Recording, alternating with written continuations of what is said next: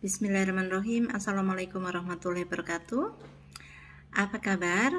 Jumpa lagi bersama Ibu Endang kali ini dengan materi tentang jalur seleksi masuk perguruan tinggi negeri. Nah, menyambung dari materi minggu lalu tentang jenis-jenis perguruan tinggi yang ada di Indonesia, Ibu akan menyampaikan tentang jalur apa saja yang bisa kalian lalui pada saat kalian mau masuk perguruan tinggi nanti. Apa sih sebenarnya tujuan dari diberikan materi ini? Tak lain adalah yang pertama, agar kalian bisa memahami adanya berbagai jalur untuk seleksi masuk perguruan tinggi. Yang kedua, diharapkan kalian nanti akan mampu menelaah berbagai macam jalur yang bisa kalian tempuh untuk masuk perguruan tinggi. Dan yang ketiga adalah diharapkan nanti kalian setelah mendapatkan informasi ini akan mampu membuat sebuah keputusan. Saya akan menggunakan jalur mana saat saya masuk perguruan tinggi nanti. Oke, untuk jalur yang pertama yaitu jalur SNMPTN atau Seleksi Nasional Masuk Perguruan Tinggi Negeri ya. Ini syaratnya diantaranya harus lulusan tahun ini ya. Jadi kalau yang lulusan tahun kemarin mau masuk perguruan tinggi tidak bisa masuk jalur SN ini. Jadi hanya diperuntukkan untuk lulusannya sekarang. Kemudian syarat yang kedua adalah memiliki prestasi akademik dan prestasi yang lainnya. Prestasi akademik ini ditunjukkan dengan nilai raport ya. Nilai raport dari semester 1 sampai semester 5 itu harus menggambarkan ada peningkatan dari semester 1 sampai 5 itu. Kemudian pastikan kalian memiliki NISN yang tidak bermasalah. Jadi siapa yang merasa saat sekarang ini bermasalah dengan NISN dan berencana mau melanjutkan ke perguruan tinggi, itu jalur apapun ya, harus tidak boleh bermasalah dengan NISN. Selanjutnya, jika kalian ingin masuk jalur SNMPTN, hal-hal yang perlu dilakukan adalah yang pertama, persiapkan rapot kalian dari semester 1 sampai semester 5. Jadi dari sekarang kalian sudah harus lakukan koordinasi dengan wali kelas kalian ya, mempertanyakan rapot saya gimana. Ya, cek sudah lengkap belum rapot kamu dari kelas 1 dari semester 1 ya sampai semester 4 tentunya sekarang karena kita belum semester 5. Nah, dikomunikasikan, disampaikan kepada wali kelasnya bahwa kamu akan melanjutkan ke perguruan tinggi seperti itu. Kemudian perlu diketahui untuk bisa masuk melalui jalur SNMPTN ini tidak semua siswa bisa, tetapi seperti syarat pertama tadi adalah siswa yang berprestasi. Nah, sebelum kamu mendaftar dalam jalur SNMPTN, sekolah akan melakukan pemeringkatan terlebih dahulu. Jadi yang bisa masuk jalur SNMPTN itu adalah siswa-siswa yang telah diseleksi oleh pihak sekolah dan dinyatakan eligible untuk bisa masuk jalur tersebut. Nah, pemeringkatan itu dilakukan melalui nilai raport. Nah, oleh sebab itu nilai raport kalian itu ya, fotokopi raport itu akan diminta jauh sebelum kalian ujian untuk dilakukan pemeringkatan. Ini khusus bagi kalian yang akan melanjutkan ke perguruan tinggi. Jadi siapa yang merasa mau melanjutkan ke perguruan tinggi, persiapan nilai raport kamu. Begitu selesai semester 5, maka segera difotokopi, kemudian diserahkan kepada panitia yang mengurusi SNMPTN ya. Kemudian setelah pengumuman siswa eligible ya, kalau sekolah sudah mengumumkan, oh ini loh siswa-siswa yang berhak ikut jalur SNMPTN, kalian melakukan pembuatan akun pada webnya LTMPT. Nah, untuk menentukan siswa-siswa yang eligible ini berdasarkan kuota ya. Jadi pihak LTMPT itu memberikan kuota yang berbeda-beda terhadap sekolah. Jadi tergantung dari akreditasi sekolah tersebut. Nah, untuk akreditasi sekolah A itu diberikan kuota 40% dari jumlah keseluruhan siswa kelas 12 yang bisa mengikuti SN ya. Untuk akreditasi B ya, sekolah yang akreditasi B itu hanya mendapatkan kuota 30% saja. Seperti itu. Nah, untuk sekolah kita, alhamdulillah sekolah kita ini berada pada posisi akreditasi A ya. Jadi bisa 40% dari jumlah siswa kelas 12 yang bisa mengikuti jalur SN. Nah, 40% ini per jurusan ya. Jadi misalkan jurusan Tata Boga jumlah siswanya katakanlah 100 orang ya. Kemudian berarti dari jurusan Tata Boga keseluruhan itu bisa 40 orang yang ikut jalur SN ini. Kemudian kalau misalkan untuk jurusan TKJ misalnya ada 80 orang. Nah, maka 40% dari 80 orang itu berapa? Itulah yang bisa mengikuti jalur SN. Nah, keunggulannya kalau kalian bisa masuk perguruan tinggi melalui jalur SNMPTN ini adalah yang pertama, kalian tidak melalui proses tes lagi ya. Jadi hanya melalui proses seleksi nilai. Jadi tidak dites lagi. Pertama, kedua, untuk masuk jalur SNMPTN ini bebas biaya, jadi tanpa dipungut biaya pendaftaran. Namun yang perlu diingat ya, bukan berarti kalian yang lolos atau nanti yang sudah dinyatakan eligible oleh pihak sekolah bisa masuk jalur SNMPTN itu sudah serta-merta kalian lolos ya, itu belum ya. Kalian baru lolos kuota. Jadi lolos kuota artinya kalian bisa masuk ke jalur SN karena memenuhi syarat dari pihak sekolah. Ya. Namun belum tentu kalian itu dinyatakan lolos di perguruan tinggi di mana yang kalian pilih. Tuh, jadi kalian di situ masih harus berjuang lagi melawan pesaing-pesaing dari seluruh Indonesia tentunya. Nah, oleh sebab itu ya, untuk memilih perguruan tinggi, untuk memilih fakultas, untuk memilih program bidang studi itu harus menggunakan trik dan tips ya.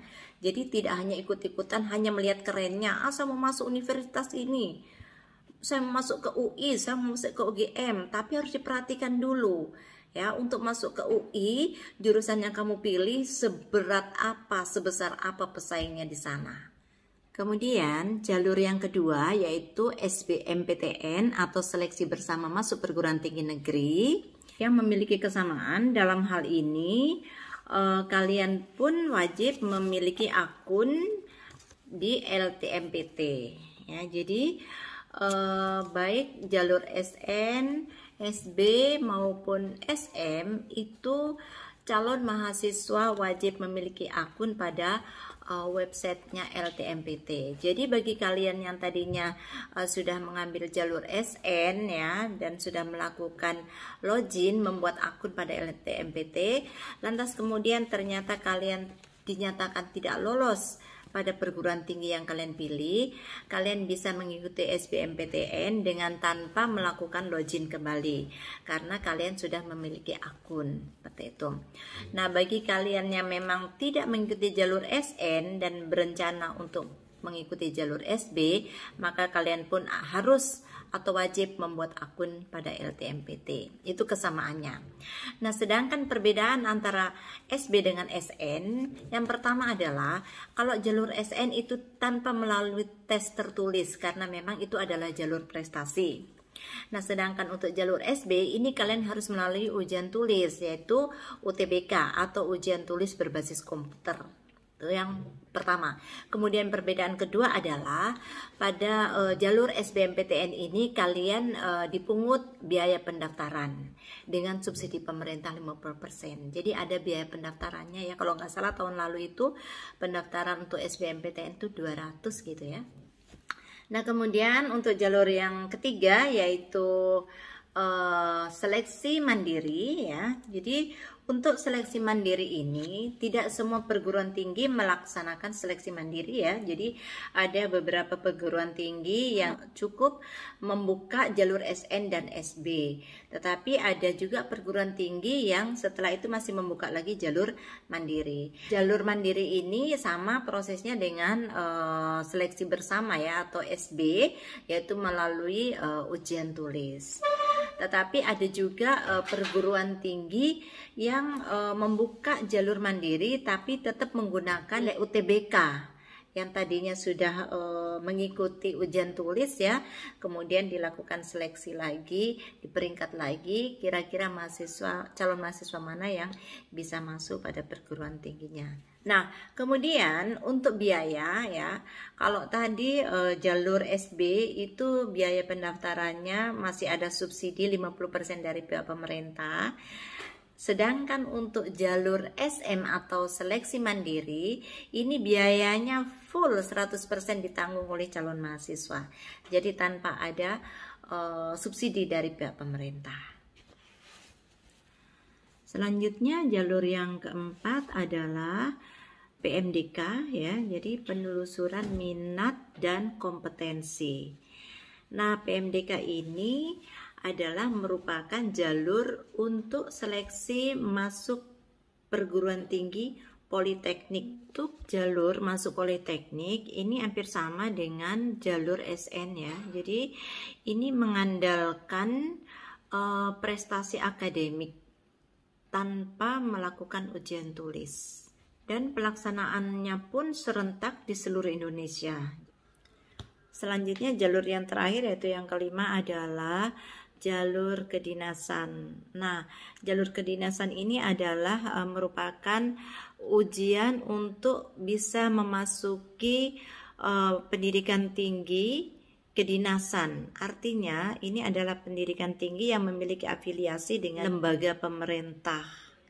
Untuk seleksi masuk pada perguruan tinggi kedinasan cenderung lebih kompleks ya, karena memang perguruan tinggi kedinasan ini memberikan jaminan, menjanjikan masa depan yang terjamin setelah lulus nanti.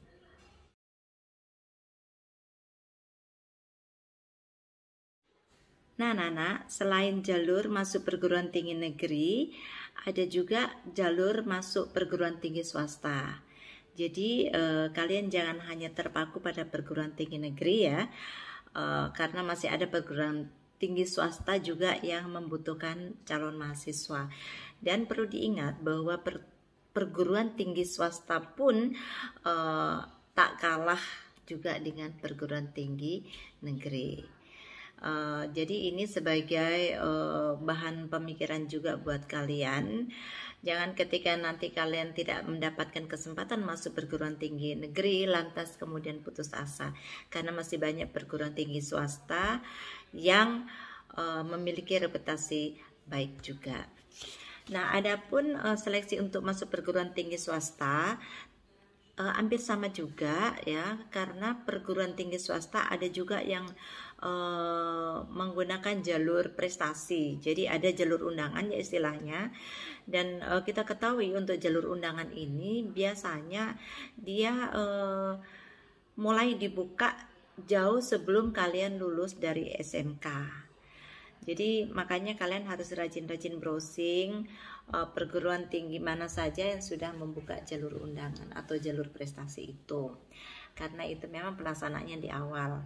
Nah, selain jalur undangan atau jalur prestasi, PTS atau perguruan tinggi swasta juga ada yang melaksanakan ujian tulis ya, ada juga yang melalui wawancara, psikotes dan sebagainya sesuai dengan fakultas atau jurusan yang dipilih nanti. Nah, salah satu biaya yang bisa kalian dapatkan di saat kalian kuliah nanti ya, baik itu di negeri maupun swasta, yaitu KIP kuliah. Selain jalur masuk perguruan tinggi negeri maupun jalur masuk perguruan tinggi swasta, perlu kalian ketahui bahwa pada lembaga pendidikan tinggi, sama halnya juga pada sekolah menengah, terdapat beasiswa-beasiswa yang kalian bisa ikuti, karena dengan beasiswa ini akan membantu kalian di dalam mencapai cita-cita. Salah satunya adalah dikenal dengan istilah KIPK atau KIP kuliah. Syarat khusus untuk penerima KIPK atau KIP kuliah yang pertama adalah diperuntukkan bagi mahasiswa yang berasal dari keluarga kurang mampu namun memiliki prestasi yang bagus. Sasarannya adalah calon mahasiswa pemegang KIP atau Kartu Indonesia Pintar. Keterbatasan ekonomi calon penerima KIPK bisa dibuktikan melalui yang pertama, memiliki KIP atau Kartu KIP ya. Kemudian yang kedua berasal dari keluarga peserta PKH atau program keluarga harapan. Yang ketiga adalah pemegang kartu keluarga sejahtera atau KKS. Selanjutnya yang keempat adalah mahasiswa berasal dari panti asuhan atau panti sosial. Sedangkan syarat umum pendaftaran KIP kuliah yang pertama adalah lulusan SMA atau SMK pada tahun berjalan atau lulusan 2 tahun sebelumnya. Jadi lulusan tahun kemarin dengan lulusan 2 tahun yang lalu.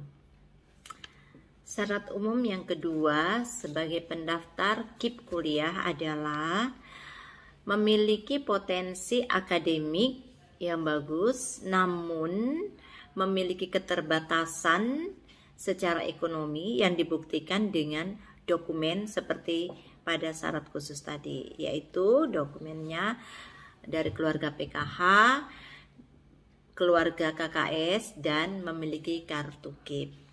Oke Bapak anak-anak, demikian tadi informasi tentang jalur masuk perguruan tinggi negeri dan jalur masuk perguruan tinggi swasta, juga tentang beasiswa KIP kuliah. Ibu akhiri sampai di sini, kita ketemu minggu depan dengan informasi yang berbeda tentunya. Assalamualaikum warahmatullahi wabarakatuh.